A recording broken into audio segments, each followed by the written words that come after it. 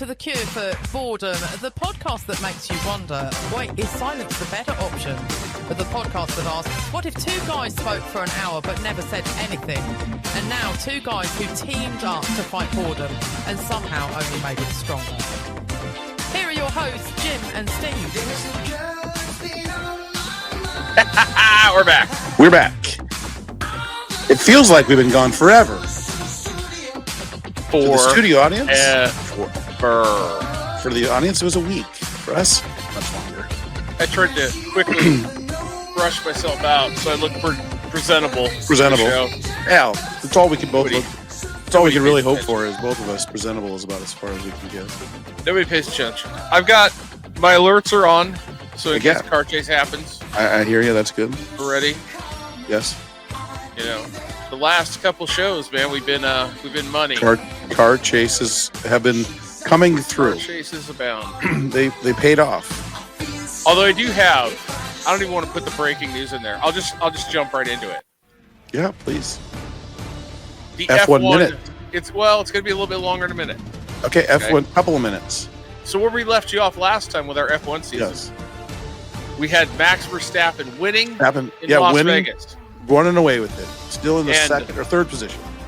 Running away from Lando Norris, who he's chasing, but Lando had a problem late in the race, right? Well, it turned out Lando didn't have a problem so much as they were cheating, and both drivers were disqualified at the end of the Las Vegas Grand Prix. Both McLaren drivers. I did not know this. Wait, this is why I'm bringing this to you. Verstappen and Lando Norris both. No. Oh, Norris and Piastri got disqualified. We're both disqualified from the Las Vegas Grand Prix. Whoa! How did I not pay attention? See, I don't pay attention. That's I should be paying attention because my guy. Did it help him move up in the standings? Absolutely, because they both didn't score points. They scored points in that race, and then they didn't score points. Right, they took it away. So they took the points away. So what's that mean for the standings? Well, we'll get into that. That's why I say it's going to be a little extended. I'm excited. F1 minute or two. Verstappen. So what happened? You know the sparks and everything that you were like, remember you were looking at the sparks. Well, their little scrape plate on the bottom of their car, their skid plate, failed inspection it's a technical series. They failed it by basically the width of a piece of paper. But the rules are cut and dry, and they were disqualified. Wow. Now, the reason that he slowed down at the end of that race was because they didn't want him to rough up that plate. They were hoping to get away with it because he wasn't going to catch him. So basically what they were doing was they were running their cars too low. So interesting. They tried to catch him and they couldn't do it. So then we go to our next race in Abu Dhabi or Qatar, right? And Qatar. They kept saying Qatar. Qatar. I've heard both. I don't know. So the McLaren boys, fresh off their disqualification, jump out to a big lead, and an early safety car comes out. And this race, it's mandated they have to have 2 stops. So they could have got a free one at lap 11. They chose to stay out. 18 other cars chose to come in, including Max Verstappen, who went away to win the race and close it down even more. So now, with the disqualification, going into early this morning's final race, he is 12 points behind Lando Norris. Oh my God. So holy shit. Down to this little race tomorrow that starts way too fucking early for me to get up and watch it. Because it's in Qatar. Let me see. No, this one's in where's this one at? Abu Dhabi. Abu Dhabi. Abu Dhabi. It's the Flintstone Invitational. So I can tell you. Let me see what time the race starts, just out of curiosity. It starts at, for you, 5 a.m. Yes. I'll have to catch the highlights. Yeah, I'll catch me the replay. But on the pole, Max Verstappen. Verstappen is my guy. But the McLarens are right behind him. So the chase is on. So there. We got to keep you updated on F1. And I think we did it within the length of the song that I will get a copyright strike for and say that this is content and I could use it. So there you go. Next week we'll fill you in on the final of the Formula One season. Well, thank you for the update. Whole new car next year. Whole new car. Everything changes next year. Cadillac comes in. It's a big deal. But anyway, I digress. Nice. Well, thanks for the update. Yeah, dude. I figured you'd appreciate that. Yeah. But I do have, I don't want to make this a racing show, but I do have more racing later. Okay. I have a big thing on racing later. Cool. And I'm all for learning. I'm about to watch that F1 movie. Are you? As soon as it comes out on Apple TV. Brad Pitt, he's hottie. Everybody loves, ladies love Brad Pitt. Although I hear, according to the YouTube, the man often reeks of BO. You know, he looks like he would. He's like a strapping young man, older man now, but he just looks like a guy that just, hey, my scent is my scent. I don't need cologne. I don't need deodorant. We'll just go with it. Probably. I mean, these are just showers maybe every third day.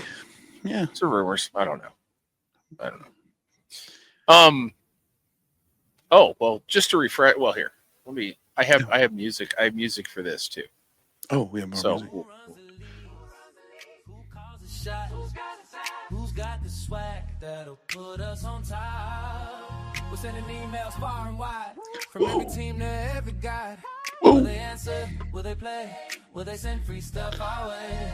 It's the Commissioner Challenge. Greatest quest of all time. See who hits reply. Did we get a reply, Steve? We got right here. Yes. Right here. No. Right here. Are you going to do this to me again, Steve? Are you going to Lucy me? No. Why? You're going to pull a football from me? No. This is okay. Now, all right. I'm going to clarify this. This is a package from Kevin, but he is the commissioner of our fantasy football league. I told him. I told him because he said, I'm sending you a package. He goes, you can save it for on air. So I'm saving it for on air. We have. He sent me a Lego set. Nice. Chevron. You got an oil rig. Nice. That is awesome. Oh, that is so good. Kevin, Merry Christmas to you. Yeah, I enjoy the mini version of the American Energy Institution. Enjoy the mini version of American Energy Innovation and Dominance. This is like one of 150. Have fun with the mystery box. That is so great. But little did he know, I told him we'd do it as a mystery box, but then I decided it's part of the Commissioner Challenge because technically he is. Yeah, it is a commissioner. That's so good. Hey, thanks, Kev. I'll send you a text too. But that was fun. I mean, he's the first. I mean, we didn't reach out to him. He kind of reached out to us in the Commissioner Challenge, and I think it counts. Yep. Okay, so we have one. Out of all of them, probably the least likely reply. Well, as far as the smallest league size reply first. So maybe that'll get the ball rolling, and we'll get WNBA and all this other crap. Yep, I'm sure it will. So, speaking of mystery boxes, I actually ordered myself a mystery box. And it's hats, but I would have said Steve, but I don't think you're interested because it's they're golf hats from a YouTube channel that I watch. They have mystery hats.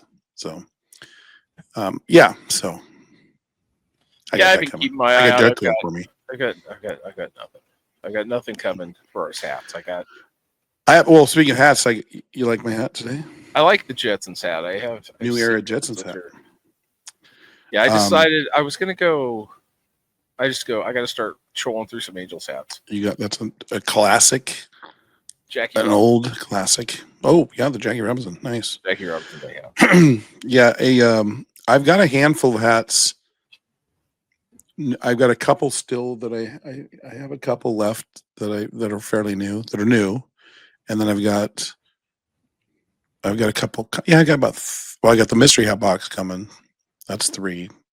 Like 3 more that I haven't More on there? Yeah. So I got a bunch. Yeah, I think we're stocked up. Yeah. I mean, now. So how was Thanksgiving, man? It was good. I was pleasantly surprised the travel was fairly easy. Getting up there, we left on a Tuesday evening, like 5 o'clock was our flight. Wasn't a full flight. Didn't have to share. So we had one row, Caden and I, to ourselves. Was kind of nice. Easy flight. Yeah, it was good. We got there quick earlier than scheduled. Got on and off. Like walked up, luggage was ready to go. Boom. Piece of cake. It was great. Weather was great. I mean, very little to no rain. Seattle this time of year is pretty cool. I had probably had fun. I mean, my daughter and I pretty much did the Thanksgiving dinner, so it was good. It was fun. I had we went to a French bakery for breakfast one day. Holy shit. I had two things that were phenomenal. I had a chocolate croissant. Dude, it's the kind of croissant that you like. You touch it and it's crunchy on the outside, but super light, and it just folds and it's soft. When you rip it open, there's literally like 30 layers on this thing. It was so good. And I had an eggs Benedict, and they used the croissant for the base instead of a English muffin. It was probably one of the fucking best things I've had in a long, long time. It was really good. So that was cool. No, I don't have much to complain about. It was simple, easy, nothing crazy happened, but yeah. Volunteer work most of the week, Thanksgiving home. Nothing exciting. Yeah. Although I do you'll like this. I told you my father-in-law is moving back. Yes. To the area, right? Yes. So I'm actually taking a flight here in a couple weeks that you'd appreciate it because it's kind of like a heist movie. Yes. He is. Yeah, I know. That's why it's great. So he is flying out the same day I'm flying in, and I will fly into Phoenix Sky Harbor Airport, go to the parking garage, and take his car and drive it back to Boise. So it's like a heist. It's like you're in and out. You got to go anywhere. Yeah, right. It's like yeah. You're taking. It's like you're flying in. You're not contacting anybody. You're just picking up a car waiting for you. Quietly. It's quietly. In the parking you don't garage talk to anybody. That's been sent to me. You have your hoodie on. Yeah. Then I just get in the car and drive. You don't say a word to anybody. Fucking keys. They put the key under the fender. Yeah, bunch of fucking gold and coins in the car. Exactly. Fucking, don't forget to Steve. Don't forget to bury the dead body in this desert. Yeah. So yeah, I've been kind of mapping that out, seeing what, because I get to Phoenix like at 2:00 in the afternoon. So I figure I'm out of the parking garage and on the highway probably by like 3. And you enjoyed yourself every second of the flight's not so much, but driving back, you liked it. You're going to like that, aren't you? Oh, the flight. I mean, it's fine. I'm yeah. Flight. Yeah, I mean, it's not a long flight, but I was sitting there and I'm but you're by yourself, and that's what you're going to appreciate. Well, yeah, I'll listen to the podcast over exactly. and over and over again. Catch up. So I was like trying to figure it out. I mean, I can't do it. It's like a 15-hour drive. Sure. So it's like, it's not a one-day deal. I used to be that guy. I'm not that guy anymore because I mean, here you put 15 hours in. You're talking about driving till 6 a.m. I did from here to Seattle, and it was 12, and it was like I was getting kind of pushing it. I couldn't really could have said, yeah, it'd be nice maybe stop in Oregon. Well, that's the thing too. Is like I think I want to say I'd leave like at just before noon ish. Okay. So, all right, you get to the airport, you sit around at the airport, you sit around on the plane, right. And then I got to sit around the car. So now I've got like 4 hours of sitting. Right, and you're doing... To jump in and do 15 hours of sitting. I don't know if that's even healthy to sit for that long. Okay, so what's the plan? Where are we going to stop? Where are you stopping? Originally, I was going to stop in Cedar City, Utah. But then there's not a lot in Cedar City, but the one hotel I was going to stay at is undergoing renovations, and all of the reviews lately were like, "Yeah, don't stay here until they finish the renovations." It's dog track right now. Mm-hmm. They have 2 other hotels opening up, but they're not open yet.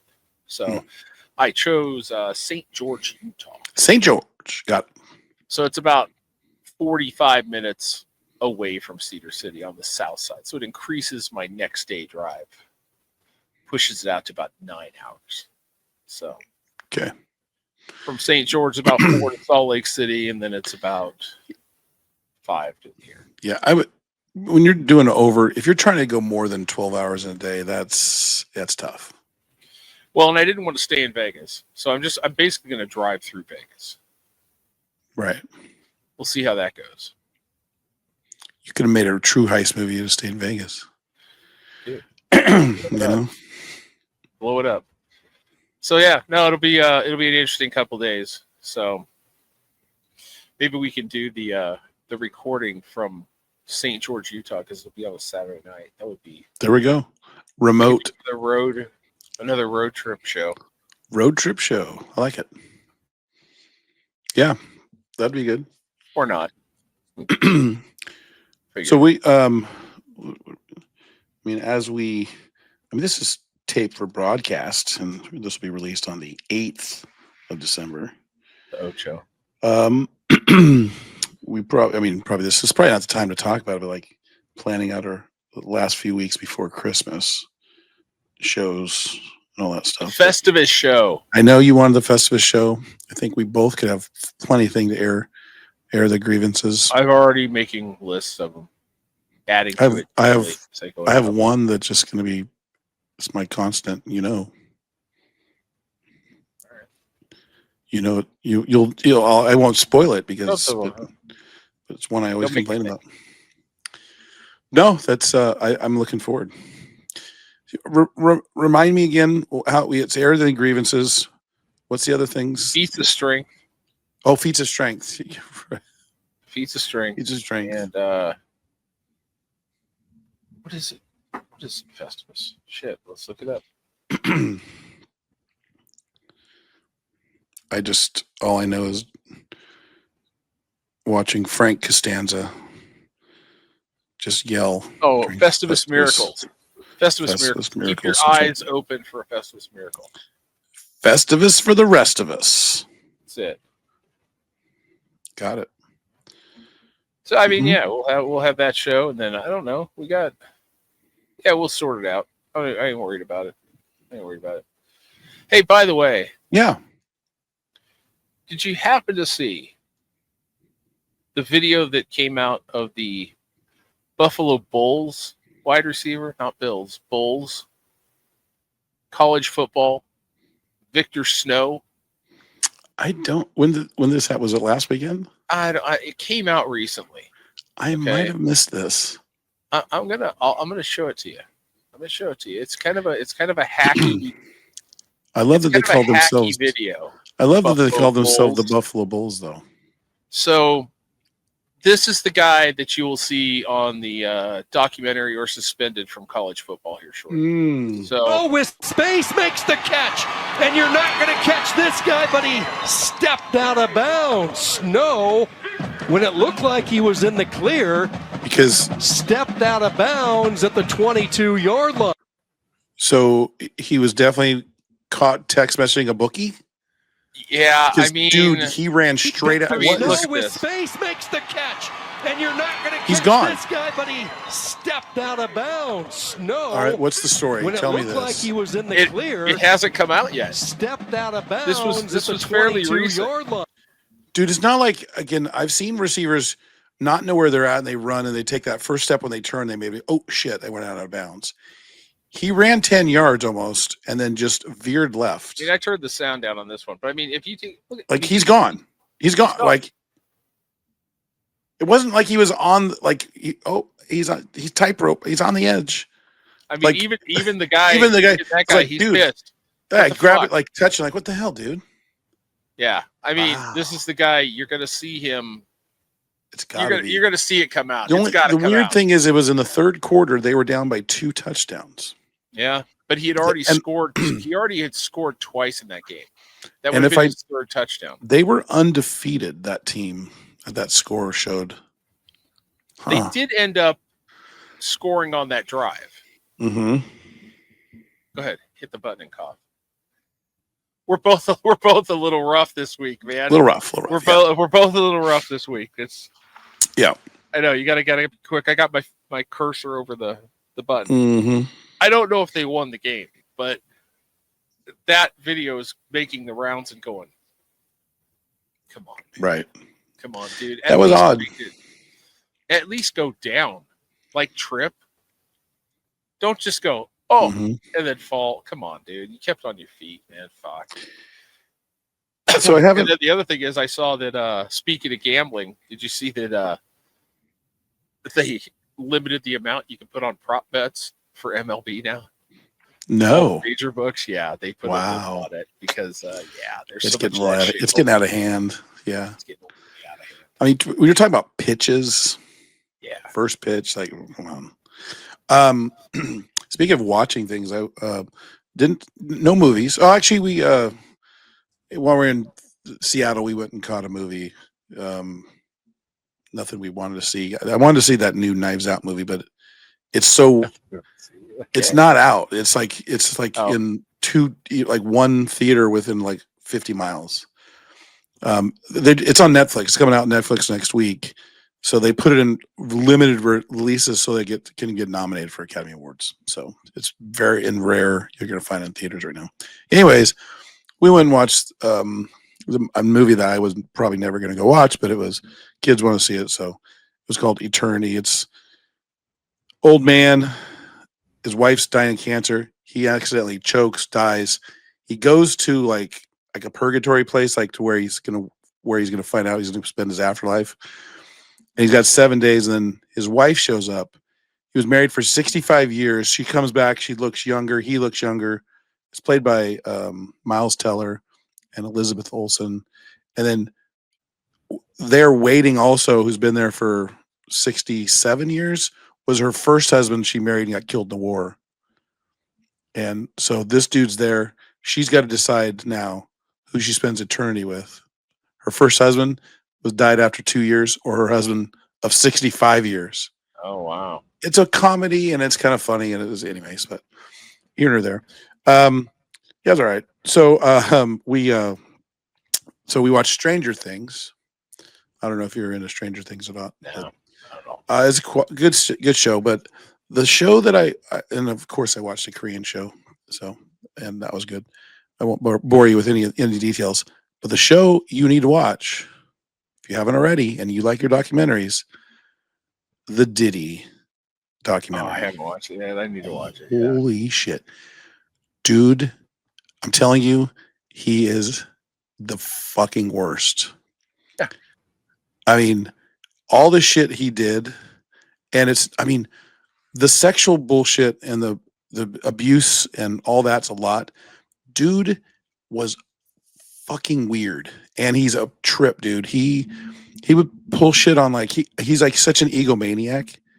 Like he would be petty when he was signing all these musical groups, all these big time, like when he was early on, and when he started Bad Boy, he would fuck over these artists. He would sign them, and he would make all the money. He would not pay them shit, and he'd screw them over. And he would just oh god, dude, he's a horrible person. I mean, yeah. And the crazy thing is what he was doing. He allowed somebody to be videotaping him the week before he was arrested, and they have him on with his lawyer, just like we got to get the PR out there. People need to see, and we got to change the narrative. He was at that point. He wasn't saying, this is bullshit, I didn't do any of this. He was like, I got to get in front of this. And he was all PR. And dude, I'm like telling you, he controlled the narrative when it came to the trial, because he got only 2 counts against him for prostitution, but all the big stuff that he went away for life, he got out of. And I'm like, damn, dude, he's a fucking scumbag. He's gonna get out in like, I think he was sentenced to 50 months and plus time served. So I think he was in for at least a year waiting trial. So fucker. Money. Oh yeah. Fuck yeah. And he's gonna come out and do the exact same thing when he gets out. He's a prick, dude. But it was a good watch. And guess who produced it? One of the major producers of that. 50 Cent. Oh, damn. And some of this shit is funny because this whole the whole Tupac, Biggie, all that shit, dude. Like you watch this and you go, yeah, he pretty much had, I think he had Tupac killed. Yeah, that's pretty much, he tried to have Tupac and what's his face? What's the other record producer, the big dude? Suge Knight. Suge Knight was like, you don't trifle with Suge Knight, dude. But yeah, Diddy had like personal had relationships with like major Crip players in the LA gang. He was having those guys talking to those guys because those are the guys supposedly that killed. How Tupac. old is he? Who? Diddy? Late 50s, probably our age, my age, your age, probably somewhere in there. It's funny because that's the era where they were still gangsters. Now they're not. Well, it's funny the guys that were talking about Diddy, they kind of back in the day, it's like Diddy was a paper gangster. Well, yeah, but I mean they all Diddy had gangsters. Diddy. You know what I mean? Yeah, but Diddy wasn't. I mean, Diddy associated with because he had money. He could pay his way to get into these situations where I communicate with these gang members, but he was never doing like you said, if he was not walking in and he would never fight anybody. Yeah, and he said he'd get his ass kicked. He would get tore up. These real gangbangers, these guys, they'll lay their lives down. He's a fucking pussy. I mean, he's a big time pussy. They're talking about. It's like he got money. he can act like he's a big badass, but he ain't. He's a paper gangster. But now, I mean, nowadays these kids would piss themselves if they came across a gang. Fuck yeah! I mean, these guys actually associated with fucking. I mean, if he had a gang activity to get guys. What's interesting is like 50 Cent, and 50 Cent's tight with Eminem, and Eminem has a beef with Diddy. In fact, I listened to rap. He was talking about calling Diddy a rapist on a 2000 rap, one of his songs. I mean, Eminem's been talking shit about Diddy forever, and 50 Cent and Eminem are tight.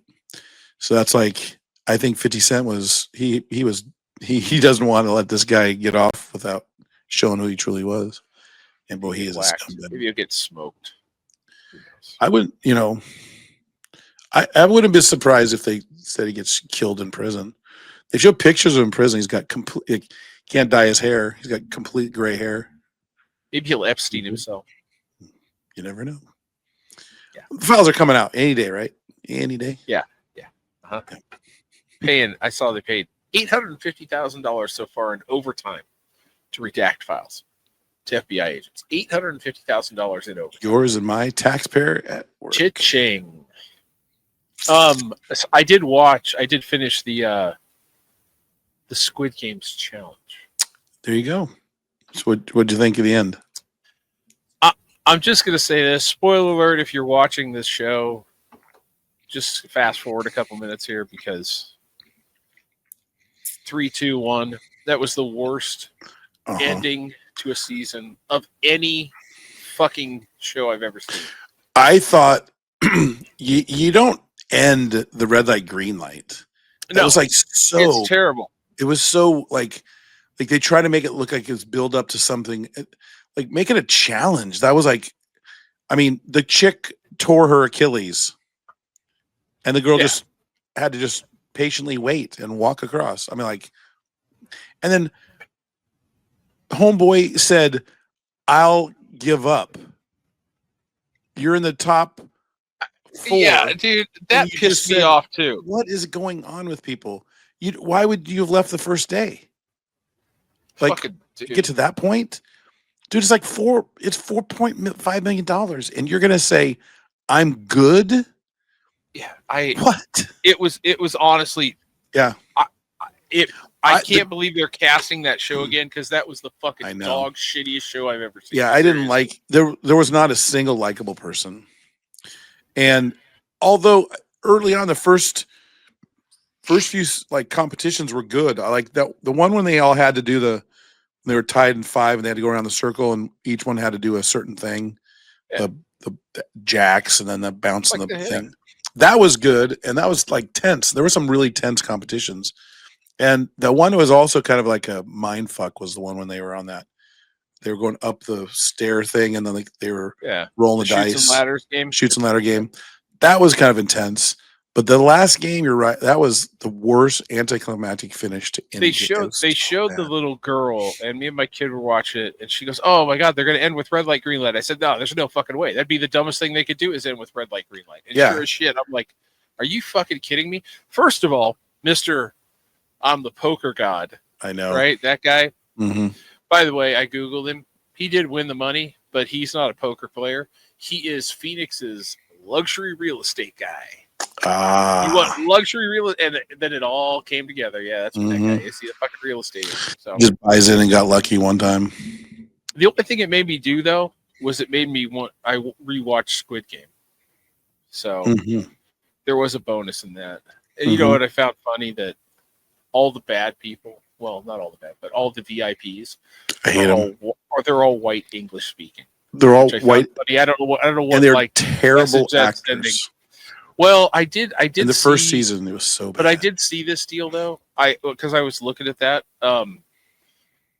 You watch the. Because I watch it in Korean, and it has the actual dialogue, the recorded dialogue from the actual actors. It's not dubbed. It doesn't. It is dubbed. Not in the Korean one.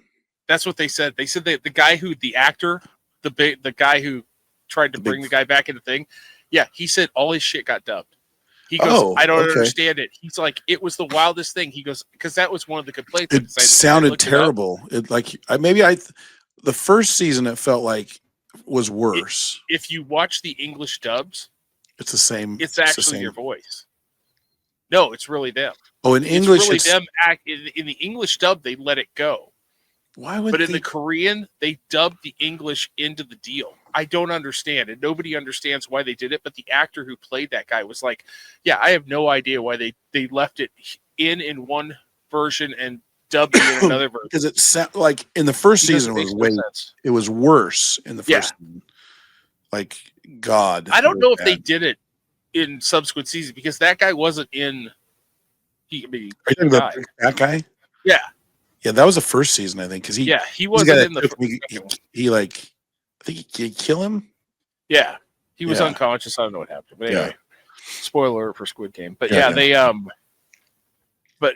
found that funny, and then I kept watching it, and I was just like, I enjoy. Like originally, I was a little bit harsh on the second and third seasons, and it's okay. I'm coming around to it a little bit. Yeah, I enjoyed it. It's one of those. I mean, I tell you what the Koreans do, and like they love violence. They have like the art form for they have a lot of violence, but you know what they also love? They love revenge. Like a lot of these, like revenge. Somebody's been screwed over. Like this one, I just watched this one's called like The Manipulated. A guy gets basically framed, like some high-tech guy has figured out a way to steal his DNA and then frame. So someone gets murdered, they pay him to cover it up, and they pick a rando that happens to be in the area, and they fucking blame somebody and get him railroaded to go to jail. And this guy goes to prison for a rape and murder he didn't do. And it's basically him trying to figure out what the fuck happened and him. It's a long story. It's fucking good. But I mean, they love these. I've seen so many of these. It's just like someone got screwed over in high school. They were bullied and almost, someone like almost committed suicide. And then they come back and then they're 10 years later, they're taking a revenge on the 8 people that bullied. Yeah, it's great. Well, what I was thinking too, as I was rewatching Squid Game, is this is Korean Running Man. Mm-hmm. That's kinda, what it is. Kinda. It's Korean running man. I was like, it's pretty good. Kind of, yeah. Yeah, you're right. I mean, there was one person supposed to win. If they make it, they last. But they send 3 out at a time. So I'm looking to see where we're at. Our promise of keeping this shit. 35. All right, here. Let me jump into this for you. Yeah. I have a long. No, it may not be long. It may be long. You may have questions, but you really need to pay attention to this because if you want to watch, and I'm going to use the term major here, if you want to watch a major American sport fold in front of your eyes, pay attention to the trial that's going on right now in Charlotte, North Carolina, between 2311 Racing, which is Michael Jordan of basketball fame, and Denny Hamlin versus, and front row versus, and NASCAR that's involved in there right now. Okay, they were warned. Okay, it's basically over the charter system, and I have notes here, so I'm looking off to the side. Right. Which is kind of a franchise, how they set it up, and NASCAR put it on as kind of a take it or leave it type of situation, right? Mm-hmm. The presiding judge, Kenneth Bell, publicly urged both sides. Look, man, you guys need to figure this shit out. You do not want this to go to trial because I've seen the discovery. I've seen what's coming out. You guys don't want your fans and the public to see the shit that you guys do behind closed doors.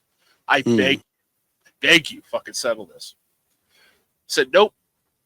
He said, you know what? A jury may not go the way you think you're going to go. Said, if it goes to trial, if you think you're going to win, you may not. Mm-hmm. So the best part is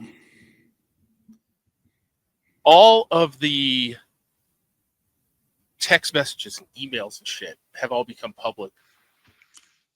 Oh boy, it's public domain now because they're all the deal. That's tough.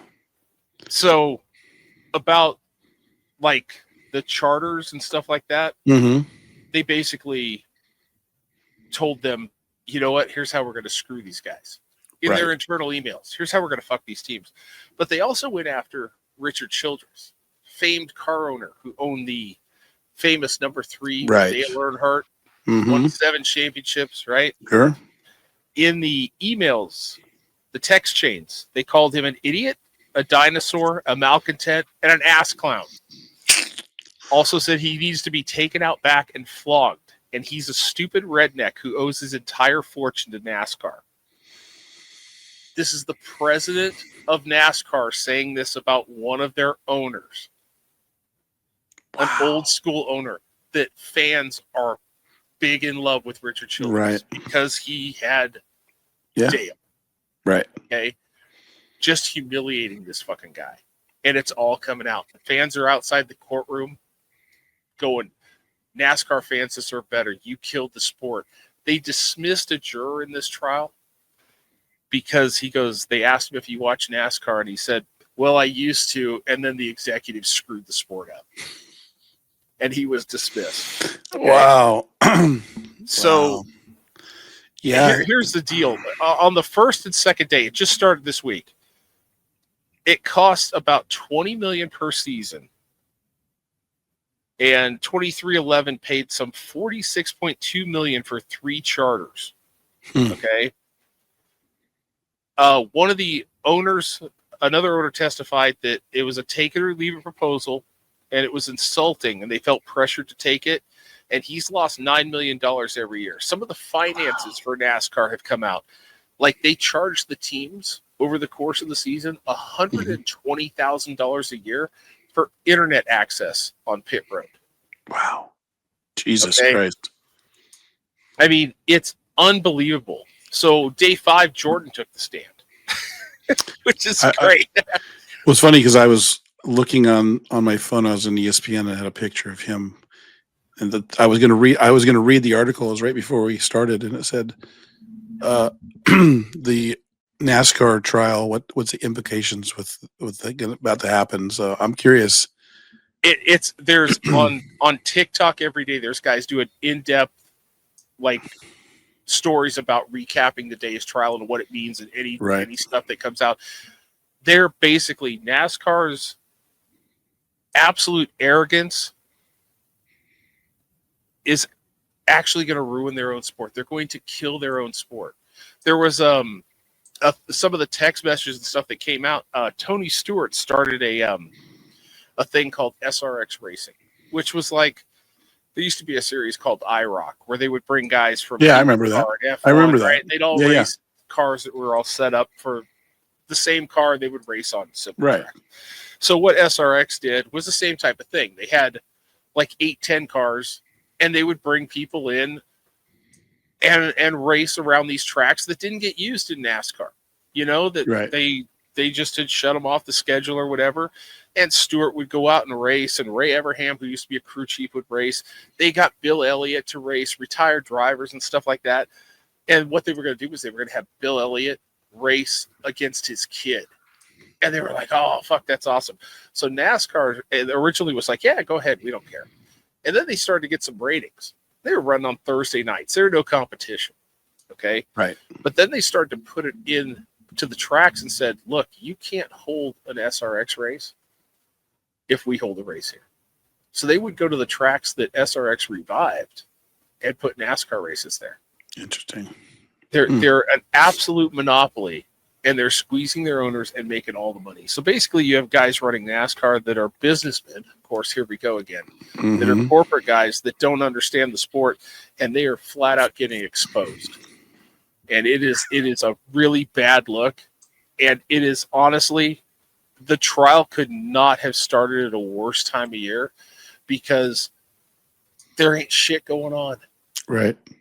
Monday through Friday. It's every day. It's about the trial. It's about the trial. It's about the trial. But it is goddamn interesting, the shit that's coming out about NASCAR in this trial.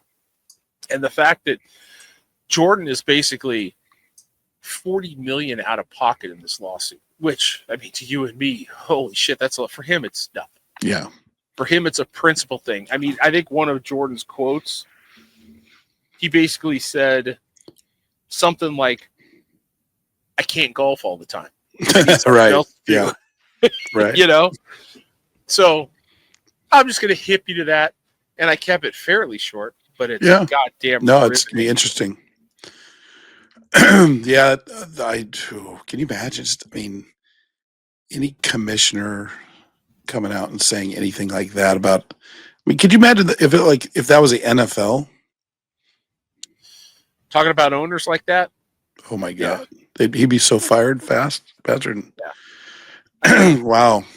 Yeah.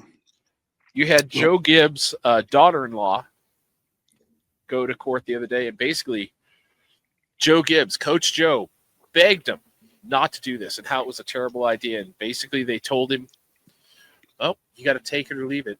Even though it's bad for your business, if you want to race with us, that's how it's going to be.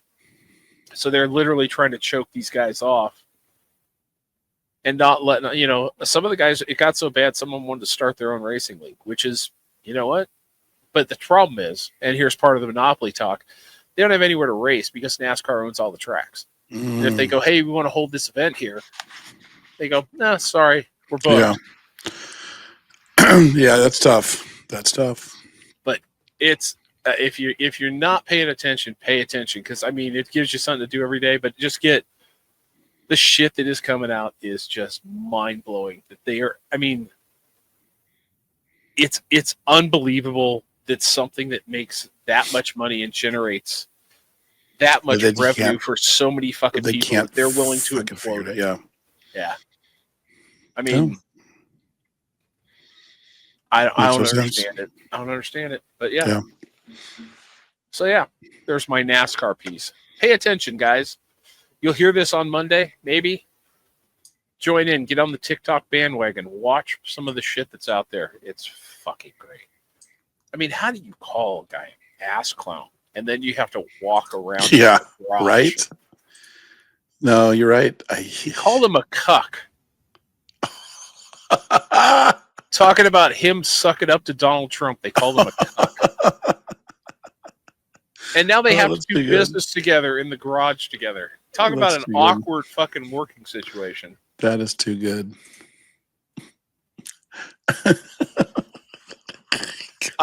It's going to be great because they're going to fucking tear it down. We're going to tear it down. So hopefully something good comes out of it, because NASCAR has been dead for quite a while. Yeah, it's not. It does not get the the commercial hype that it used to. Like, well, the problem is I understand that you want to grow a sport, okay? right. But everything has an ebb and a flow, okay? The NFL was dog shit for a while. Now the NFL's on top, but it will eventually flow back somewhere else. I mean, the NBA used to be unbeatable, and now their ratings are tanking again. Baseball used to be the top dog, and it's down in the in the shitter. So you got to take the good with the bad. And NASCAR thinks, well, in the early 2000s when we were way up here, we need to stay there and keep growing.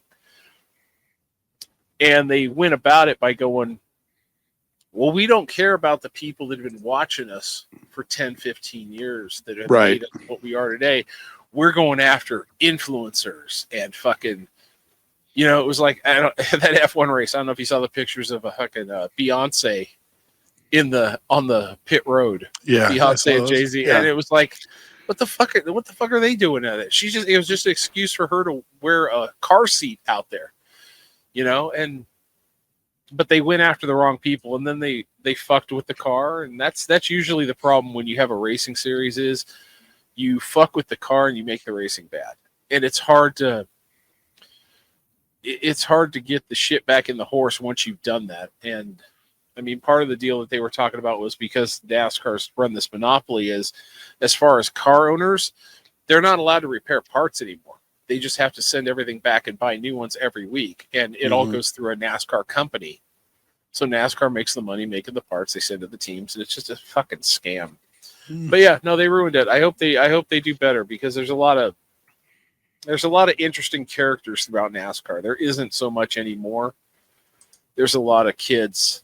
It really is like redneck F1 now. It's kids that were silver spooned and learned how to drive stock cars from a young age. And there's really no like hard scrabble guys anymore who fucking worked on their own cars. And that's what it was. It was a fucking blue collar series, and it's not anymore. Right. And it's not F1. So I understand the appeal of F1 to a point, but I don't think a lot of Americans are in it for the soap opera. That was Netflix's deal, Yeah. Did you, by any chance, see the World Cup draw? I saw about that. To know it was fucking stupid. Yeah. The best, I mean, there's two best part. The best part, I mean, hands down, is they gave Trump a World Cup Peace Prize. Like, oh, golly, they've never given a peace prize ever before. And the best part is he had to put it on himself. It's like, what did you? I mean, it's like, was there any other nominees? No. Oh, they just made up an award and gave it to him, make him feel, oh, good, way to go, you got a participation medal. I mean, that was funny.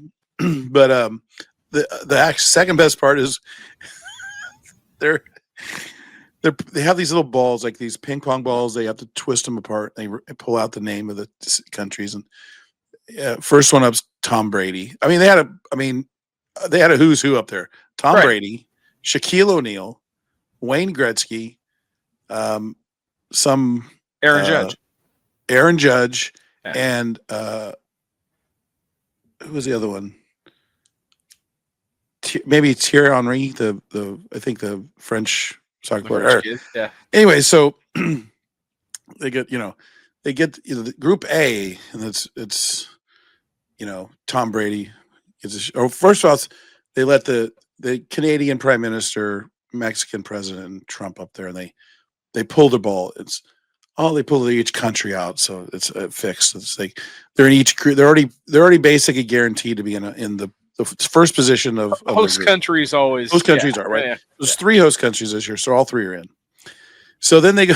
So Brady goes, and he's first to go in Mexico. So he pulls the first one. It's South Africa, and then Shaq's up next, and he pulls up like I think it was like Switzerland.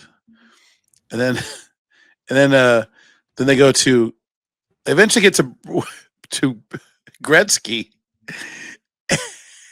and he got Germany, but then the second one it's Curacao, and he's like Curacao, and then he had to go to the next one. It was like, they had to. It's like 4 teams, and it was like it was he couldn't pronounce any of the names. It was like these names I couldn't pronounce the names, but it was like they should have gave him a heads up. And he was complaining about, he's like, I get the hard names. What's going on? But him trying to announce these countries, and he couldn't do it. And the best part is looking at his face, that he's like all plastic surgery is like so funny. But but yeah, it was kind of funny. But so, maybe this will be time for you. You can create my own music for the International Football Minute. The United States is in the Group D. So they follow Group D. They're matched up with Paraguay, Australia, and a team to be named later, because there's playoff. They play in. It's like 4 games. Or 2 games they have to play in. So, but they're paired up with Paraguay and Australia, who are actually kind of their group is actually very favorable, I guess. So they're in a very winnable group. So, and then Canada is paired with Qatar, Switzerland, and a team to be named. And Mexico's got South Africa and South Korea, which is actually kind of difficult. South Korea is one of the better rated second teams, whatever. But yeah, so they made a big deal of it. It was a 90-minute thing at the Kennedy Center, where Trump is so proud that he himself got the World Cup to America. Anyway, so it's all about him. He's just so proud. So they made a big deal of it. They had music. I recorded it and I fast forwarded as much as I could. And they even had Kevin Hart and Heidi Klum up there. And what was so bad about the whole goddamn thing is they were basically censored. They basically had a script. They tried to make their little dumb jokes that were not really funny at all, but nothing was like off script. It was like they completely were like, you're not going to say anything bad about anything. You better not. They must have threatened to send him back with Mohammed Salam, whatever is the prince of Saudi Arabia, getting him murdered. But yeah, the best part I just love is that he's getting a peace prize from a guy that's basically under investigation for corruption, who's like legitimately they want him out so bad. Let's talk about an organization that's horrifically organized. That's FIFA. Holy shit. Talk about getting paid, guys. I mean, the bribery, okay, first off, Qatar, whatever the name, they were named a host last World Cup, and people are like, are you fucking kidding me? This country, right. There's no reason they should be, right? Then the Brazil one, oh, that's sick. Is that a monkey on it? Is that the Rio de Janeiro one? Huh. No, that's the awesome. Actual World Cup trophy. It's coming out. Oh, it looks like a monkey, though. Life size. Oh, life size. Nice. Life size. So, did you hear about when Brazil got it two World Cups ago? They literally built stadiums in places that were they built a stadium in the Amazon that they can't use again. Okay. They spent hundreds and millions of dollars, and they have no reason to use them after that. It's like the Chinese Olympic stuff. It's like the buildings that they built for the thing are just gone, and like all these damn stadiums that they built in Qatar. Yeah, I mean now they had all the people that died. Yep, making them dudes. A ton of dudes died. I mean, all these. So it was so unsafe. So, but that's the interesting thing. It's like I mean, honestly. I know they want to spread it around. I get that.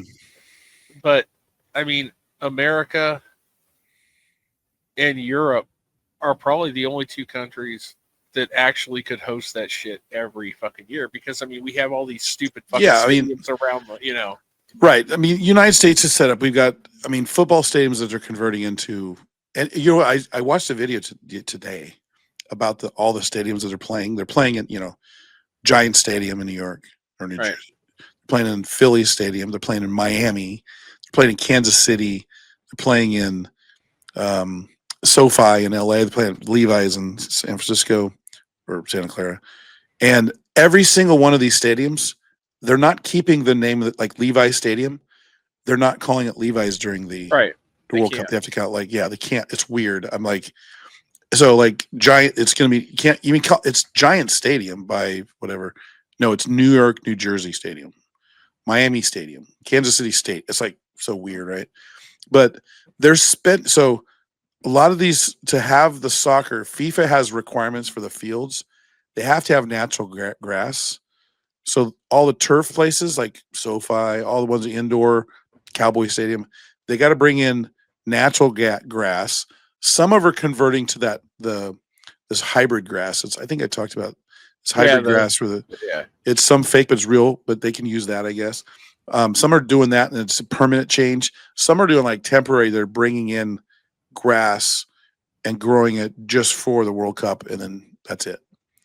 It's just, and they're spending, and they're increasing the amount of, some stadiums are spending upwards of $200 million for renovations to have more infrastructure around the stadium, just to have, you know, that whole thing.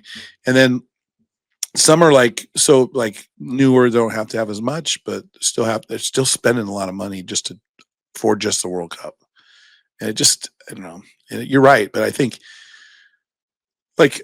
you could probably, I mean, a country like Italy or Spain probably has enough infrastructure for soccer stadiums.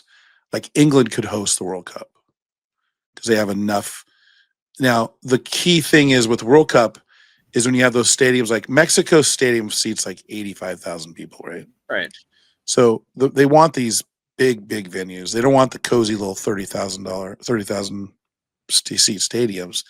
And that's what you get in a lot of these European countries, because like they got really nice football or soccer stadiums, but they're not huge. They're not 65, 70,000. Some are big, but not majority aren't. I mean, that's the thing, though, is like if you take all of Europe, I mean, all of Europe is as big as the United States. So, I mean, if you play, if you play in LA one day and New York 3 days later, I mean, that's a fucking trip. But I don't think they do that. They don't do a Europe thing. They are going to, and the financials of the whole deal. But I mean, if you got the U.S. to cooperate with Canada and Mexico, I mean, that's a pretty big deal. I mean, yeah. Well, it's funny because Canada they're only having 2. Yeah, I think Canada and Mexico have two stadiums they're using, and the U.S. has 8 or 9. I mean, I understand a lot of the world is corrupted. FIFA's right on board. I mean, there was a documentary I watched somewhere about it that was just fucking ridiculous. It's insane. I mean, the guy, that organization is so corrupt. No, it's like the mafia, for God's sakes, almost. Yeah. I mean, but the thing is, if you're spending money and killing people to build stadiums for a 3-week event or whatever the fuck it is, you're fucked up. Right. Okay. I mean, it's bad enough that at least when they build these fucking ridiculous stadiums here, at least they can get other uses out of them. You know, I mean, Taylor Swift's eventually going to go on tour again. Right. You know, and they can use it for that. You know, it's insane. And the grass thing, hell, they did that here. I know. They covered the blue turf at Albertsons with sod. Yeah. You know, to play a friendly. So I mean, it's not crazy, but, and of course, our soccer team here that just got announced recently is going to run turf. Artificial. It's going to be artificial. It's fucking ridiculous, but whatever. Yeah, I mean, I don't know. I just I think all sports should be on grass. The artificial turf, I don't know. Well, when I went and saw the first round in '94 at Stanford, we sat on basically metal bleachers. Mm-hmm. Mm-hmm. I mean, and it wasn't like this luxurious seating and everything. It was like you went there and people were partying in the streets, and it was just. I mean, no, I've gone to that stadium. I watched football games there. Yeah, and it is. It's just like it's bleachers. That's why the Rose Bowl was. That's the way. And the Rose Bowl played the finals, I think, there. Yeah, it was. Yeah, there was no upscale stuff. I mean, there was no the back in '94. There was nothing that like now, like the technology they use now. But I'll tell you what, you want to be inundated with bullshit. Wait until that fucking thing starts. Oh boy, fucking influencers and stars that have no fucking clue what's going on. It become what also an event that does that pisses me off watching all these people and influencers is the fucking Kentucky Derby. All these celebrities that show up wearing their Southern outfits and the women are wearing the hats and all these celebrities show up to what the fuck are you there? You've never paid attention to horse racing ever. Now it's become a social event. That's their marketing. Yeah. I mean, it's no car jitsu. I mean, it's no, what did I watch? Oh, God damn, I saw another wild ass fucking sport this week too. Oh, MMA, but the dudes are wearing full knight's armor. And they're literally, they've got swords, and the dudes are, and then like the last minute or 30 seconds of the last round, they drop the swords and just beat the hell out of each other. So they got these two fucking tin cans on their hands and the big fucking bucket on their head, and they're just punching, they're wailing on each other. And then the bell rings, they both just fucking collapse because these things are not light, you know. Have you seen yeah? So Russia has some crazy shit. They have the crazy fighting stuff. They'll have the one where they have like the MMA contest where like they put 7 dudes in the ring at once. It's like a battle royale. God. And so like they literally like 2 or 3 guys will beat up on one guy and then knock him out and then they go on to the next guy. It's like, what? Absolutely insane. But I think they do team competitions like 6-on-6. They start brawling. It's like, what the fuck? It's crazy. Yeah. I started sitting there watching stuff at work and coming across some wild sports for us, and that one was that's pretty good. Yeah. And the card, but I am a pretty big soccer fan, you know that, and World Cup is a fun thing to be, and it's like the U.S. is never going to win. They're never going to win. It doesn't matter if they're going to be the host team and they have the easiest schedule for the first whatever. They will not win. They're not going to beat they're not going to beat the Spains. They're not going to beat the Frances. They're not going to beat the Germanys. It's just not going to happen. They just don't have the talent. It's just not going to happen. It's crazy though. But it's fun to watch in a country this size. Of course, we're probably kicking out potentially our best players. Best players, yes.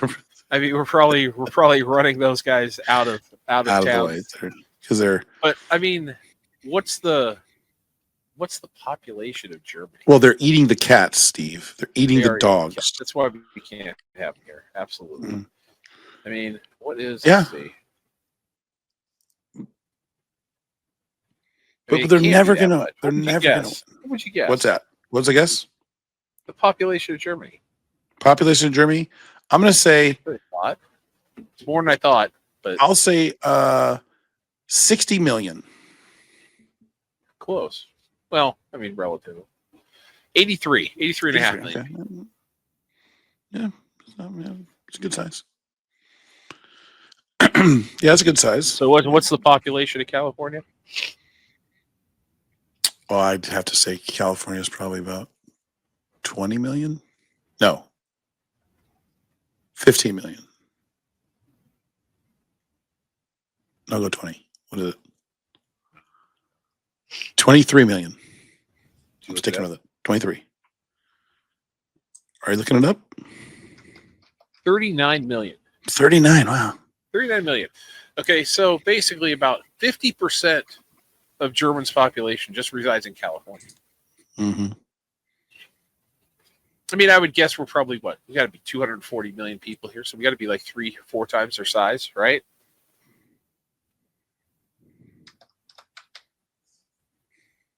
I mean, you would think, right? I mean, yeah, you'd think. I mean, 348 million people. That's what it says right now, live. It isn't live. How many? 348 million people in the U.S. Yeah, so we're basically 5 times their size, right? And we can't field a competitive soccer team against that. Yeah, I understand it's a lot of best athletes are going playing other sports probably, but yeah, I get it. You'd think though. I mean, we're undefeated in Super Bowls as a country. So. True, that's true. Well, my question, I mean, the thing I think when it comes down to it is like we obviously don't have the infrastructure at the youth level to be great at soccer, because every single kid that can walk that grows up in Italy or Germany or France, I mean, not so much. I mean, France is big, but they are born with a soccer ball, and that's their sport, right? So from a young age, those kids are playing soccer, and that's all they do. There's no baseball to play. So their infrastructure at the young age. But there are plenty of kids that are soccer kids from the start. They don't play any other sport. You're right. There should be more competitive players here. But for 50 fucking years, all I've heard is this is the next big thing. I know. It's going to take over. That's all I heard for 50 fucking years now. I mean, again, outside of this country, it's the biggest sport in like 90% of every other country. I mean, it's not the biggest sport in Australia. The rugby is probably bigger than that, right? There are going to be certain things that cricket's bigger and certain, but again, soccer, like 90% of every country, that's their number one sport. Sure. And it's like the 8th here. You know? No, I get it. I mean, why doesn't China field a more competitive team? I mean, there's a lot of Chinese people. Why doesn't India field a more competitive team? I mean, I get all that. India's too busy playing cricket. I know. Cricket's a great sport. It's a fun sport. Fun. But China, I mean, communist China, they're not allowed to. China. You know, you're right. You'd think there'd be more soccer. The money's in it. You know, they're doing everything they can. I mean, we've actually produced some players that are okay. I'm telling you, China is an amazing place. In regards of how, I mean, again, they are still a communist country, essentially, still, pretty much. And the poor, there's a wide gap between their poor and the livable people. But the technology they use and the know-how of how they are producing, like, have you seen the infrastructure on the roads and the fucking bridges and the tunnel system they use on this? It's whoa. Like I watched an hour video of them showing them how they built a tunnel underwater and how they built this, and it came out on a bridge on the other side. It was like, it's the longest man-made tunnel underwater in the world. And it took them like 10 years to do it. And it is fucking amazing. I was like, holy shit. Like, it was impressive how they did that. But of course, they still use bamboo scaffolding. So I don't understand. This kind of makes sense to me, but whatever. Yeah. So, I mean, but yeah, it's so funny because soccer is never, you're right. It's always going to be the next big thing, but it's not. It's never going to be. It can't be. Pickleball has bigger reach right now than fucking. Well, I don't know. Fuck pickleball. It's not a real sport. Anyways. Fucking assholes. People's identity. God, you know the worst thing in the world? A fucking pickleball player who drives a Jeep. It's got to be the worst fucking combo out there. Yeah, you're right. Yeah. Don't at me. Leave it in the fucking comments, you fucking sissy. I'm with you with that. That could be a Festivus group. Pickleball could be a Festivus group. Well, dude. Boy. You know one sport that I used to love as a kid that I'd watch on basic cable for some reason it was always on? Australian rules football. Aussie rules football, absolutely. God, love that fucking game. They run, they punch the ball, but I love it when they'd kick the ball and like one guy come run up and he would go to catch it, and some guy would just come up and just boom and just knock the shit out of the guy, and they get him, yell at each other, and just keep going. They just brutalize each other at all costs, and it's just like so great. But how about the referee gear? Like, I watch rugby, dude. I have no idea what's going on with rugby. Yeah. I don't know how they score their points. Sometimes I think they run, they touch the ball down, and they kick a ball through. It's 5 points to that, 2 points for. I don't know how they figure it out. When does the ball turn over? But Australian football is simple. They run the ball, they touch it, they get like 6 points or whatever it is. They get a point for kicking. Like, it's like simple rules, right? And then again, you gotta love the referees there. I mean, when they do that whole point thing, I love that. Yep, I love that. Or two. Yeah. And the Panama hat. Yeah. Fun. Right? And they run and they stop. It's like great. I love it. It's like fun. A lot of fun. Anyways. Hey, I'm gonna look something up here. So let's see if we can get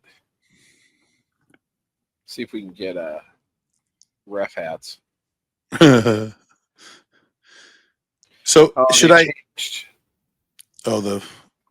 Their hats for the Australian football hats? Well, no, I still see this guy wearing them. Fuck, I want that hat. I want one of those white fucking hats. It says I do miss the old goal umpire's uniform in Aussie rules football. White fucking half trench coat with black pants and that white hat. I guess they don't use it anymore. Mm-hmm. God damn it. God damn it. That's what I want. We'll bring it back. You know what? In our league, we really flesh this out. That's what our referees are going to wear. Bike compression shorts, white lab coat, white Panama hat. You mean this, Steve? That's what my guys are going to wear. We fucking having them all, dude. There he is. Fuck yeah, dude. Looks like Will Ferrell. He's like, I will call a ball fair or foul, and I will also figure out what the contents of this chemistry package is later. Well, the nice thing is, I mean, he refs the game and then collects the urine samples afterwards. Right? Right. How about this guy, though, Steve? How about this guy? He's a little casual with that point. That's a little casual. Yeah, that's weak. I don't like that. I want this to be my guy. I want the Dutch Renner or the Doug Harvey. I want this guy. I want the guy that snaps it off. Gets like elbow tendonitis, from Steve, how about this guy? It's the guy, dude. Fucking money. Dude, how is it? How about this guy? Been on for an hour and 15 minutes, basically. And there hasn't been a car chase tonight. What the fuck? How about this guy, Steve? Impressive is the best way of describing first up routine. Oh yeah. Political beams. Oh, yeah, baby. There he is. Oh, I thought he was gonna run into the pole. Oh, they got the flag too. Oh, there it is. Beautiful balance. Beautiful balance. Oh, did you see that? Did you see that move? The spin. Lovely routine. That was sweet. Now that showed initiative. As did this budding aeronautical engineer. Sorry. Footy record. Hey, that's pretty good. That's pretty good. That's funny. You got shit, dude. That's what I miss. I don't know. I do. I love a good Oscar. Well, do we have time? Highlight. I thought you were gonna say highlight. Highlight. That's a. I actually went to a. I went to. Have you ever been to a highlight? Yeah, I've been. It's more impressive in person. I wasn't. I wasn't impressed. I was in Miami and I went and watched because that's the only place. That's the only place they play now, I guess. But yeah, I remember I went to Florida for a high school baseball tournament, and we had a day off in Miami, and a couple of us went to one of those highlight games. It was crazy. Wow, it was impressive actually. Yeah, the craziest thing though too, and it doesn't pick up on TV, is when you walk in and you see the play ground basically. Yeah, it's huge. I had no idea it was that big. It's fucking massive, man. Well, they throw that thing fucking forever. Mm-hmm. Yeah. Also, up some highlight videos on my. Also we went to and watched in Florida. Dog races. Dogs. Yeah. It was fucking badass, dude. Holy shit, those dogs are fast. Yeah. Holy shit. Wow. Yeah, that's the Florida run. I've been on Melbourne, Florida. Highland dog track. Phoenix has a dog track, used to. And do they still have MG? I don't think they do anymore. But the MGM Grand used to have Highlight. It was crazy. I remember just like just watching these dogs just take off. Like watch them get ready. They're just ready to go. They just know. And then they're not smart though. Well, I mean, the dog racing is pure though. I mean, there's no inquiry, there's no cheating. It's but just if they were intelligent animals, one of them would jump, run out, and turn around and run the other way because he knows it's coming. Right? I've seen 2 videos in the last month of an actual coyote chasing a roadrunner. Have you seen these videos? A real coyote chasing a roadrunner. And I'm like, that is classic. But did you know that they are making the Acme movie? And it's actually it's a real person. Like they're making an Acme movie. It has who is in it? It's Acme. It's Coyote versus Acme. So he's suing. Will Forte is his lawyer, and Wile E. Coyote is suing the Acme company. And so it's kind of like Roger Rabbit kind of thing. So it's cartoon and then real person. I gotta admit, it kind of looks kind of funny. It's got the cast: John Cena, Will Forte, a bunch of other people I don't know. Anyways, all right. Well, you reminded me of this, so I'm going to bring this up against my better judgment. And you may have seen it, but at this point, since I pulled it up, I'm going to make you watch it again. Yeah.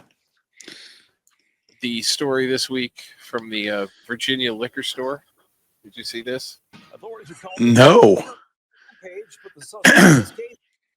Not a human. As Fox 5's Josh Rosenthal reports live from McLean tonight, the alleged criminal really got into the spirit. Give me a little volume, Steve. Yeah, you got that right. This story mostly takes place inside of a Virginia ABC in the Richmond area. We've been at this Virginia ABC in McLean for a while. And while we did see a lot of people coming and going before close just a few minutes ago, we have yet to see any raccoons. My officer came in and told me I pretty much apprehended a suspect. I was like, fantastic. What happened? Well, what happened involves this. Holy shit. And finally, this. Oh, I did see this. More or less I saw the picture. I don't know. I did not know what it was. I just saw the picture Here's somewhere. The story. Last Friday night, Black Friday, officials say a raccoon. That raccoon has been. We've all been there. Virginia ABC. We've all been passed out on the floor of the bathroom after a night. It knocked down bottle after bottle, had a drink, or 2 or 3, and then passed out. That is awesome. In here, an officer with Hanover County Protection and Shelter apprehended the suspect Saturday morning, letting him take a little nap at the shelter before releasing the little guy, maybe with a bit of a headache, but otherwise unharmed. It sounds like this raccoon felt the way a lot of us felt early last weekend after all those Thanksgiving festivities. That's a possibility. Chief Jeffrey Parker had his team post about the Black Friday break-in on Facebook, leading to an unexpectedly enormous response, including, somebody get this raccoon a sponsor. If I get reincarnated, there will be signs. And are we sure it was a he? Sounds like a mama who has had enough. You can't make this stuff up. It happens, and people just don't realize it. And I actually gave my officer a high five. I was like, fantastic. I wish we had little handcuffs to put on him, you know. Altogether, the Virginia ABC says that this raccoon destroyed 14 bottles, totaling about $250. So I think it's fair to say that while this raccoon does clearly enjoy a drink from time to time, he does not have particularly expensive taste. Guys. I would like that story a lot more if that guy was less of a reporting douchebag. that whole and his voice. Somebody get that guy's mama. Has released the video of their surveillance cameras. Oh, that'd be good. Taking the bottles off and breaking them, and just starting to lap up the fucking booze. I'm telling you, if somebody doesn't put that online and play to the Benny Hill music, they're missing out. Dude, it's so great. That is really good. That's really good. Fucking so much good shit out there. And this is where you find it. Yep. Our show. Hey. Well, we have give you car chases, curate, drunken raccoons. And and if they really needed somebody, I told you I have a raccoon guy. So you do have a raccoon guy. So I got a bat guy, bat gal. You have a bat gal. Yeah, hell yeah, fuck yeah. Well, are we gonna press on? Are we gonna? So I don't have anything pre-written for our Masters Fantasy Football League recap, but I got music. We our final week of the regular season before playoffs, Steve. Welcome back to the recap for the Masters Fantasy Football League. I'm your host, Jim. With me again, the big, what is your nickname? The big Socrates. Big Raccoon. Steven, stop. The big Raccoon. Anyways, so week 13 is in the books. We're kind of a little behind because we're kind of 2 weeks behind because we didn't do a show last week, so we're kind of catching up. But this was rivalry week, Steve. Rivalry week. Oh wow! Was that week 13 was matchups in division matchups. Let's just start it off, and let's start with the Fast Pass. Daddy Dan versus Son Mason in the Joe Dirte. This one, Fast Pass was coming off, actually beating the last place team in our league, coming off of finally after his first loss, got a week last week. Dan in the Fast Pass, led by CDEFGHIJKLM, had 24.2 points. Chris Olave, that's Olave, I don't know what that is, and Jonathan Taylor. Olave. Yeah. I think that's where I'm going with that. Olave had 14.7 points. Jonathan the Toolman Taylor, 15.1. James, nice. It's good to be the cook, the third, 18.7 points.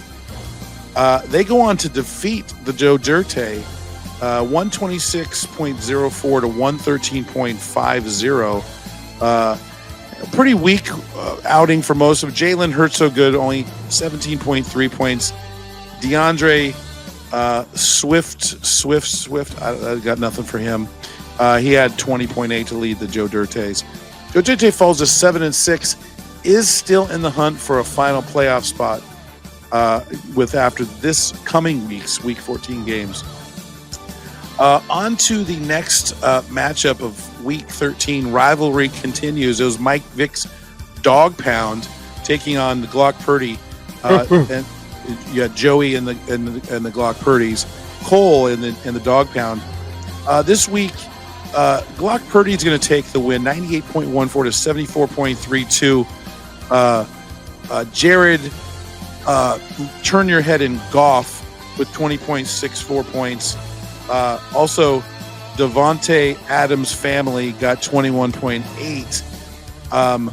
Unfortunately for Mike Vick's Dog Pound, he did have a player not so well. That was Amon St. Brown, who had one pass thrown. And he had, yes, Steve, 0.0 points. My bad. That was quick. You're all right. You're quick on the draw, but you know what? You were ready and you were prepared, and I like that. Anyways, with the loss, the Dog Pound falls to 6-7. They are still in the hunt as one of the last playoff spots. Glock Purdy moves to 7-6. He's in it, still has not locked up that final spot. We're going to go over the playoffs here shortly, but on to playoffs. We're going to talk playoffs. On to our next matchup. It was touchdown there again, led by Matt, taking on the Rashi's Racers. This one, another familiar Schlegel affair. Rashi's Racers were led by Drake Mayonnaise with 20.48, and Jameson Whiskey Williams with 26.9. Wasn't enough. His touchdown there again, and Matt 147.12 to 116.08. With the win, touchdown there again, stays in the hunt. They're 6-7. Their playoff hopes are hanging by a thread, but they still have a shot. They had every single player on his team had double digits, led by his defense with 30 points. That's something you don't hear too much. So they are, again, still alive in this whole thing. On to our next matchup. Steve, you and the Blowing Bubba took on the Big Red Machine and Sean Howard. Sean Howard came out flat as a pancake. Steve, you took this. Your team was led by Jacoby Brissett. I got no nickname, with 20.64, but your boy A.J. Brown comes through 35.2 points to lead your team to the 118.34 to 90.64. Sean's was just hurting. He was, Lad McConkey Kong was a second highest scorer of 13.9 points. Devin Singletary led his team with 19.2. Justin Rainbow Sherbert, a measly 13.84 points. That's tough for your quarterback. Anyways, with the loss, Sean is officially eliminated from the playoffs. He's now 4-9. Steve, you are in the hunt for that last playoff spot at 6-7. You are not officially eliminated yet. Wow, I am looking. Never mind. I'm looking Our at next this game. week.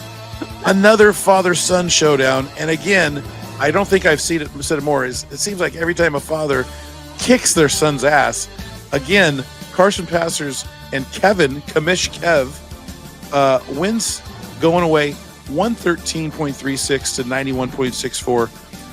Despite 2.8 points from both of his receivers, 2.8 and 3.6 from Parker Washington, who I've never heard of. And Rome wasn't built in the day of Doomsday with 2.8 points. He still gets the win. Finding Debo had negative points for one of his plays. Steve, he didn't get 0 points, Steve. Do you have a recording for negative? He had a negative 1 point on his defense, which just negative zero. He is literally, it's encapsulated his season perfectly. Finding Debo falls to 1-12. Carson Passers have cinched their punched their playoff ticket. They're sitting at 9-4. They're in the playoffs. And now, finally, on to our final game of the week. This was my team, the Refreshed Nugs believe, needing a win to clinch a playoff spot. The Refreshed Nugs are still believing, won my 5th in a row to go 8-5 to now tie the Nature Boy. I defeated him 101. Yeah, thank you. 101.92 to 98.454. I had Big Cock Brock Bowers led my team with 22.3. Despite Patrick Mahomey with 29.44, I hung on to the narrow 3-point win. See, what this all means is when we look ahead to the playoffs, right now, as it stands, Dan Crum and the Fast Pass have the first round bye locked. Okay? As of today, your team is out. But with a win, you could, with some adjustments, with other teams losing, could possibly make the playoffs. Right now, you sit at 6-7, along with Mike Vick's dog pound and touchdown there again, both at 6, also at 6-7. You're still battling with Glock Purdy and Joe Dirte, both at 7-6. There is some type of scenario that any one of your teams could make the playoffs, or all of them could miss the playoffs. So right now, the teams that have clinched, the Carson Passers sit at second, the number 2 seed. Nature Boy, sits at 3. The Refreshed Nugs believe sit at number 4. Those last 3 playoff spots between 5 teams for those last 3 spots. So it could be any of these games, Steve. This week, Steve, the matchup of we've all been dreaming for to find out if your playoff lives. It's you versus me in a big boy standoff. And I will give you a prequel, Steve, a little preview. I already looked. After one player has played for me, Jameer, gives it to me one more time. 37 points. He scored 3 touchdowns. He is all on fire. Right now I'm projecting to a 125.77 to 105.71. I could be crushing your playoff dreams. Steve, I am sorry. I'm so sorry. One, yes. I had no playoff dreams. I know. Not a one. But I do have. I was looking because this is my weekly reminder to check, make sure I'm legal. Yeah. And I noticed I made one swap of guys, and I have a 32% chance of winning before we even play on Sunday. So I have no chance. Well, and here's my other problem. We're in week 14 of the NFL season. Why the fuck are there still buys? Why? This is the last week buys. This is fucking ridiculous. I know. I had like 3 players out on bye this week. Anyway, my Steve, best players out on bye. Steve, but Steve, don't you remember Dumb and Dumber? No. Are you're saying there's a chance, Steve? 1 in a million chance, Steve. You're saying there's a chance. Come on, Steve. Here's the there's good chance. news. I don't have to start a lineup anymore after this. You don't have to pay attention anymore at all. Here's the good news. There is anyway, no Steve, losers bracket thing, is there? Steve, we didn't properly wrap this up. Again, for the Masters Fantasy Football League recap, prime time, your host Jim signing off again. Don't forget to have your pets spayed or neutered. Anyways, so yeah. There you go. Had nothing written, nothing prepared, just off the top. So, yeah. So we got the big playoff push coming up. So yeah, it looks like I guess seven teams make it. We got one. Dan's on a bye. 3 games. You got Final 4, and then you get the finals. Still 1 loss. Yeah, he's 12-1. It's pretty impressive. Of course, I mean it is. It is, and like at the same time, it's like. Fuck! All you got to do is just make sure the guys don't get injured. Yeah. Guys don't get hurt because there ain't shit out there. Like I still have guys that I drop guys that are out for the fucking year already, and it's like, fuck, these are guys I picked fairly early, and it's like, there's nothing you can do. I somehow, I don't know how I survived. At one point, I had my first 8 players picked were out on either injury, or they were out for the year on injury. Well, so and then my best guy when I need him the most, bye week. That's fucking genius. Oh yeah, McCaffrey. Yeah, I mean that's the worst. So I had to replace him. This is how much I care about. So the fantasy football app is on my sports tile. Sure. In the 3rd window on the sports tile. That's how much Right. So I had to replace him with a guy who potentially will get 6.59 points this week. I saw that. Blake Corum. Good luck with that. You just picked the guy that had the highest scoring potential? No, I picked the guy that was playing against the worst defense against the run. So there you go. But yeah, there's nothing out there. And Alan Kamara may have played, but then he's been ruled out, who's been absolute dog shit this year. Right. He has 1 fucking touchdown. I think he's not. He is not. Round or something. Yeah, he has definitely not been good this year at all. That's tough. Just fucking retire. He can fucking retire for all I care. Again, the next game I watch the NFL will be the first game I watch this season in the NFL, and it's sad how much I just don't care about shit as much anymore. Right. Yeah. Man. You don't got time to worry about shit anymore. Like, life's short. Did I tell you I bought a bunch of Lego from a guy? No. This guy that has worked for me, he's a good guy, but we found out from hanging out at the stadium that he collects Lego. Now he's in a tax situation. He needs to get rid of all his stuff. So he sent me pictures of all this stuff. And I'm like, well, I mean, I can help you sell it. It's like, no, dude, can you just buy it from me? And I'm like, all right. So I I gave him like a down payment and took all this shit. So now I've been sitting there putting these things together. I haven't had a chance to sell one yet.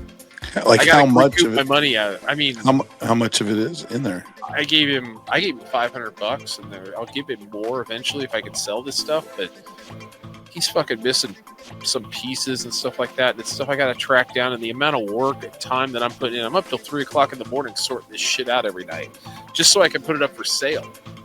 And it's like, fuck, never again am I doing this shit. It's like whatever. But you live, you learn. Yeah. But yeah, I'm fucking working at night. And Keep I'm like, the I bars. like this. Keep showing I the like bars. this. Yeah, fuck. You love it. No, I'd rather be doing something that I want to do, not something that I somebody have else. to. Yeah, You know what I mean? great. Yeah. Well, I mean, I'm involved. I'm taking some of the stuff for myself too. At the end of the deal, that's part of our deal. But it's just like it's very difficult to work in reverse. Just put it that way. I got you. That's what. That's what I mean. We can sign off since the music's done. It's gonna start again. I know. Where is it? I don't know. It's gone. There it is. There it is. Holy crap! Yeah. All right, let's wrap this. Well, we could fucking hour 36. I told you we'd go 2 hours. We did. We almost did. All right, hold on. Let's recap. Yeah. We had F1 the F1 update. Oh, if you want to get up really fucking early in the morning, really 5 a.m. Conclusion of that. I will watch the replay on F1 TV. Keep an eye on the NASCAR trial. NASCAR trial's fantastic. We had a commissioner challenge package come. Challenge. It was a commissioner. It was actual commissioner. It was. We had a drunk raccoon. No, we had a drunk raccoon. We covered Aussie Rules Football World Cup. Holy shit! I mean, it's a big fucking show. We had a lot of stuff. I don't know what Gambling. you're talking about. Gambling. And then our fantasy football recap. It was all there. It's all there. You're gonna have to find a way to fill those 8 minutes. You muted yourself. I've lost you. There you are. You're back now. Our board is shit. I know. Sometimes it goes. Anyways. That's what happens when you don't. Our sponsors have not brought us enough money in to buy a better system. Steve, you said enough money? Well, okay. Our sponsors. You said sponsors have contributed. They've contributed. 0.0. That's how many. 0.0 sponsors. You have 0.0 amount for. But we have one reply on the commission challenge. We do official commissioner reply. I honestly thought we had something. Come on, it was pretty good. It is just. It still felt a little bit like Charlie Brown. Football got pulled from under me. It was almost like it was similar to like I feel when back here next week. You know what I got? I got the same feeling when I'm expecting something and studio plays. That's the same feeling I had because I got a little bit hopes up, and although it was funny, so I'll give you that. There's stats on the side. It was built in 2024, struck its first oil with 75,000 barrels per day.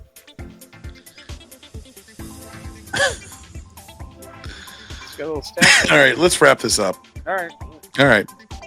Sadly, from a podcaster's point of view, with great power comes a sore throat and a headache, and great boringness. Better health next week. Yes. And with that, I bid you adieu, sir. And that wraps up another episode of The Cure for Boredom. Please consider this your public safety warning. We will be back next Monday. You have 6 days to prepare, 5 days before denial sets in, and maybe 2 days before you should start talking to a professional about why you keep listening to this show. Good luck out there. Sir, as always, great show. Yeah, smile and wave. Smile and wave. Bye-bye. Smile and wave. Bye. All right. Bye-bye.